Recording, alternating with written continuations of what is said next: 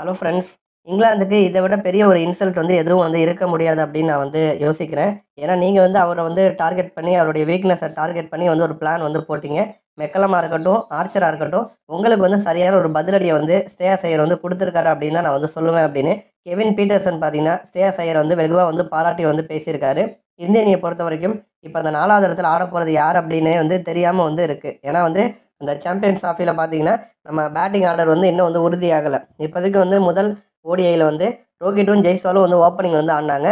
இவங்க 2 பேர் தான் வந்து சாம்பியன்ஸ் ட்ராஃபிலையும் ஓப்பனிங் ஆடுவாங்களா அப்படின்னா அது வந்து தெரியலை. ஜெய்ஸ்வாலுக்கு நம்பி அவருக்கு வந்து வாய்ப்பு கொடுப்பாங்களா அப்படிங்கிறது வந்து தெரியலை. ஒருவேளை ஜெய்ஸ்வாலே ஆட வைக்கிறாங்கன்னு நம்ம வச்சுப்போம். ரோஹிட்டும் ஜெய்ஸ்வாலும் ஓப்பனிங் ஆடுறாங்கன்னு வச்சுப்போம். அப்போ 3வது இடத்துல வந்து சுமன் கில் வந்து ஆடுவார். கில்லை பொறுத்த வரைக்கும் அந்த 3வது இடத்துல களமிறங்கி பொறுமையாக ரன்கள் வந்து சேர்ப்பார். இவரை மாதிரி ஆடுற ஒரு பிளேயர் தான் வந்து தேவை. ஏன்னா வந்து ஏர்லியராகவே விக்கெட் விழுந்துருச்சு அப்படின்னா பொறுமையாக தட்டி தட்டி ஆடி கொஞ்சம் கொஞ்சமாக ரன்களை வந்து சேர்த்துட்டு விக்கெட்டும் வந்து விடாமல் நல்ல ஒரு பார்ட்னர்ஷிப்பை சுமன் கில் வந்து பில்ட் பண்ணிடுவார். ஒரு துணை கேப்டன் பதவி வேறு அவருக்கு வந்து கொடுத்துருக்காங்க.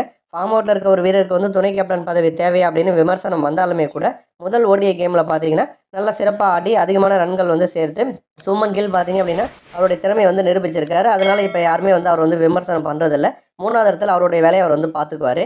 4வது இடம் அப்படிங்கிறது யாருக்கு? இப்போ இந்த 4வது இடத்துல விராட் கோலி ஆட போகிறாரா, ஐயர் ஆட போகிறாரா அப்படிங்கிறது பெரிய ஒரு குழப்பமாக இருக்குது. ஏன்னா விராட் கோலிக்கு காலில் வந்து இன்ஜரி ஆன காரணத்தினால தான் அவரை வந்து ஆட வைக்க வேணாம் அப்படின்னு சொல்லிட்டு கடைசி நேரத்தில் பிளேயிங் லெவல்லேருந்து விராட் கோலியை தூக்கிட்டு ஸ்ரேயாஸ் ஐயர் வந்து உள்ளே கொண்டு வந்தாங்க. ஐயரும் வந்து அவருடைய இடத்த வந்து ஸ்ட்ராங் பண்ணிக்கிற மாதிரி நல்லா சிறப்பாக ஆடிட்டு போயிட்டார். அதிரடியாக ஆடி கொடுத்துட்டு போயிட்டார் ஐயர். அப்போ வந்து இப்போ அடுத்த கேமில் வந்து 4வது இடம் யாருக்கு? ஐயருக்கா கோலிக்கா? 2 பேரில் ஒருத்தரை மட்டும் ரோஹித் வந்து ஆட வைக்க போகிறாரா, இல்லை 2 பேரில் யாராச்சும் 2 பேரையும் பிளேயிங் லெவலில் கொண்டு வந்து நம்ம ஜெய்ஸ்வாலை வந்து தூக்க போகிறாரா? அப்போ ஜெய்ஸ்வாலை தூக்கினார்னா கில்லோட இடத்த மாற்றணும். கில்லும் ரோஹிட்டும் ஓப்பனிங் ஆடணும். 3வது இடத்துல கோலி ஆடணும், இல்லை 3வது இடத்துல ஐயர் ஆடணும். அப்போ வந்து அந்த 4 இடம் அப்படிங்கிறது பெரிய ஒரு குழப்பமாக தான் இப்போ வந்து இருக்குது. அப்போ சரி, ஓகே, இது இப்படி இருக்க 5வது இடத்துல யார் ஆடுவா?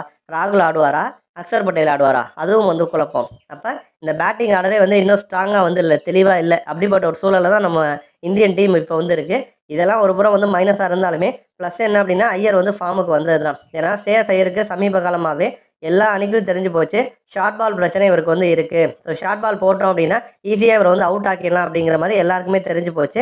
மெக்கலமும் தொடர்ந்து பார்த்தீங்கன்னா இதே விஷயத்தை தான் வந்து ஐயருக்கு அகேன்ஸ்டாக வந்து தொடர்ந்து பண்ணிட்டு இருக்காரு.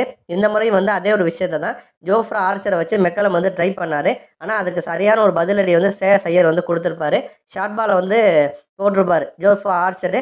அதை வந்து ஆஃப் சைடில் வந்து சிக்ஸருக்கு வந்து பறக்க விட்டுருப்பாரு. அடுத்து வந்து லெக் சைடில் இன்னொரு சிக்ஸர் வந்து பறக்க விட்டுருப்பார். பால் வந்து எவ்வளோ வேகத்தில் வந்துச்சோ அவ்வளோ வேகத்தில் வந்து சிக்ஸாக அது வந்து போயிருக்கும். இப்போ இந்த ஒரு விஷயத்தை வந்து மென்ஷன் பண்ணி கெவின் பீட்டர்சன் வந்து என்ன சொல்லியிருக்காருன்னா, நல்ல ஒரு பதிலடி, இது நல்ல ஒரு ரிப்ளே, கிரிக்கெட் வந்து ஆரோக்கியமாக வந்து இருக்குது. ஸ்ரேயாஸ் ஐயருக்கு இப்படி ஒரு பிரச்சனை இருக்குன்னு எல்லாருக்குமே தெரியும். அப்போ ஐயருடைய வீக்னஸ் வந்து டார்கெட் பண்ணி இங்கிலாந்து பிளேயர்ஸ் வந்து அவர் அவுட் ஆக்கணும் அப்படின்னு சொல்லிட்டு அந்த மாதிரி ஒரு டாக்டிக்ஸ் வந்து யூஸ் பண்ணாங்க. ஆனால் அதை வந்து தனக்கு எதிராக வந்து ஐயர் வந்து மாற்றிருக்காரு. அவர் அடித்த சிக்ஸை பார்க்குறப்ப நிறைய ஒர்க் அவுட் பண்ணியிருக்காரு அப்படின்னு வந்து தெரியுது. தன்னோட பாடியோட வெயிட்டை முன்னாடி வச்சு அதுக்கேற்ற மாதிரி பால் வேகமாக வந்துச்சுன்னா அவரால் பின்னாடி நகர்ந்து அவரால் வந்து அடிக்க முடிஞ்சுது. இதில் இன்னொரு பியூட்டி என்ன அப்படின்னா கேப் எங்கே இருக்குன்னு பார்த்து அதுக்கேற்ற மாதிரி ஸ்ரேயாஸ் ஐயர் வந்து ஆடினார். இதுதான் நான் இதில் வந்து பியூட்டியாக வந்து பார்க்குறேன். அந்த வகையில் வந்து ஆர்ச்சருக்கும் மெக்கலமுக்கும் இதை விட பெரிய ஒரு இன்சல்ட் எதுவும் இருக்க முடியாதுன்னு நான் வந்து நம்புகிறேன். ஏன்னா வந்து உன்னோட வீக்னஸ் வந்து இதுதான் அப்படின்னு சொல்லிட்டு பவுலர் வந்து பேட்டரை வந்து ஒரு இன்சல்ட் பண்ண பார்க்குறப்ப சரியான ஒரு ரிப்ளை வந்து பேட்டர் கொடுத்தார் அப்படின்னா அதுதான் வந்து பவுலருக்கு வந்து மிகப்பெரிய ஒரு இன்சல்ட்டாக வந்து இருக்கும். அந்த வகையில் வந்து உங்களை பயங்கரமாக வந்து இன்சல்ட் பண்ணியிருக்காரு ஐயர் அப்படின்னு கெவின் பீட்டர்சன் வந்து பேசியிருக்காரு. நன்றி.